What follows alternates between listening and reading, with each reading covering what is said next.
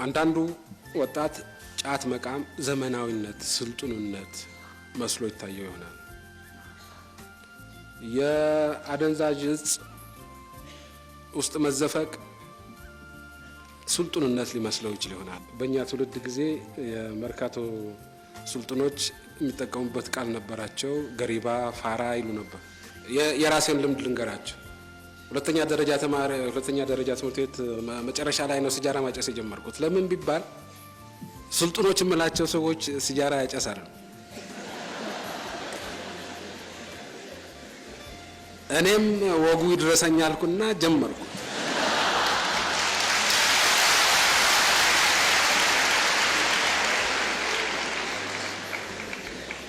ነገር ግን አሁን በሰለጠኑት ሀገሮች ያለውን ሁኔታ ስታዩ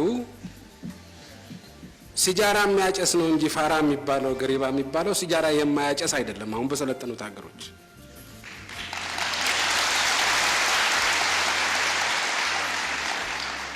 ስለዚህ ይሄን አስተሳሰብ ወላጅ ብቻ ሊዋጋው አይችልም። እኔ በአቅራቢያ የነበሩ ሲጃራ የሚያጨሱ ወጣቶችን አይቼ ነው የተከተልኩት። ሌላውም በአቅራቢያው የነበረውን ነው አይቶ የሚከተለው ወጣቱን ነው። ስለዚህ እናንተ ወጣቶች ከዚህ ነፃ የሆናችሁ ወጣቶች በእውነትም ስልጡኖች እናንተ መሆናችሁ አደንዛዥ እጽ ውስጥ የተዘፈቀው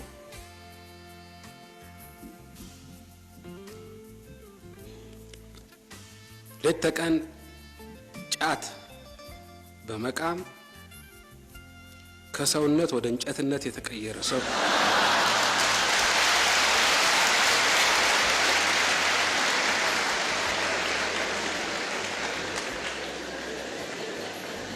ይሄ ስልጣኔ እንዳልሆነ ማሳየት መቻል አለባቸው። አንደኛ